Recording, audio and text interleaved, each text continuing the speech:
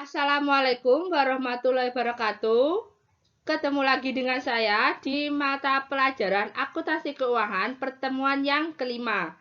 Kali ini kita akan membahas masalah tentang kartu piutang. Untuk kompetensi inti dan kompetensi dasar kartu piutang yaitu menganalisis kartu piutang dan juga melakukan pencatatan kartu piutang.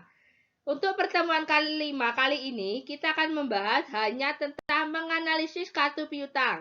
Sedangkan untuk melakukan pencatatan kartu piutang akan kita bahas di pertemuan ke-6 atau pertemuan selanjutnya. Untuk indikator, kali ini kita hanya akan membahas tentang mengidentifikasi kartu piutang dan juga menjabarkan pengertian kartu piutang.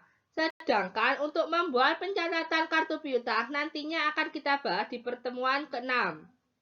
Kartu piutang itu sendiri memiliki arti adalah buku pembantu yang memuat rincian tentang mutasi dan juga saldo-saldo piutang kepada tiap-tiap debitur ataupun pelanggan. Maksudnya di sini adalah kita akan membuat kartu piutang jika ada orang lain atau perusahaan lain meminjam dana dari perusahaan kita yang disebut dengan debitur atau pelanggan. Biasanya, kartu piutang ini dikelola atau dikerjakan oleh bagian kartu piutang yang berada di bawah naungan Departemen Akuntansi. Sedangkan untuk tugas bagian kartu piutang yaitu adalah surat penyataan piutang untuk dikirim kepada debitur. Pengiriman surat penyataan bertujuan untuk konfirmasi piutang kepada debitur atau bisa disebut dengan surat konfirmasi piutang. Yang kedua, membuat daftar saldo piutang, memuat tentang informasi mengenai saldo piutang kepada tiap debitur pada tanggal tertentu. Biasanya, penyusunan daftar saldo piutang bertujuan untuk mengetahui saldo piutang tiap debitur. Sedangkan yang ketiga, yaitu membuat daftar umur piutang yang nantinya memuat informasi mengenai piutang pada tiap debitur yang dikelompokkan berdasarkan usia piutang. Sebelum adanya pencatatan dalam kartu piutang, terlebih dahulu transaksi-transaksi tersebut dikelompokkan disebut dengan mutasi piutang. Biasanya mutasi piutang bisa dikatakan dengan pemindahan transaksi dari catatan pelanggan kepada jurnal khusus untuk nantinya dibukukan ke kartu piutang debitur.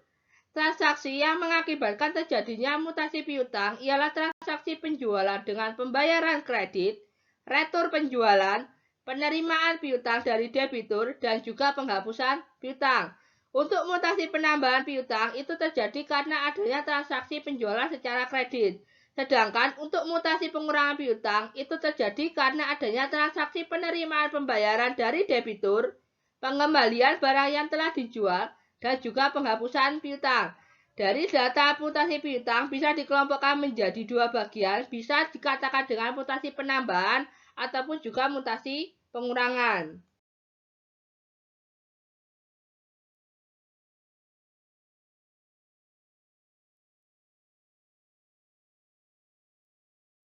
Hal-hal yang berkaitan dengan bukti-bukti atau transaksi dokumen yang dibuat untuk mutasi piutang ke dalam kartu piutang biasanya terdiri dari faktur penjualan kredit, bukti penerimaan kas, nota debit atau kredit, memo kredit dari bank, dan juga bukti memorial.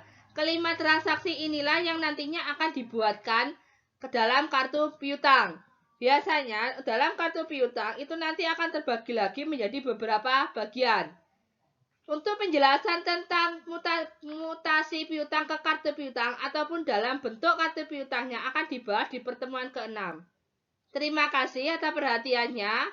Tetap jaga kesehatan. Wassalamualaikum warahmatullahi wabarakatuh.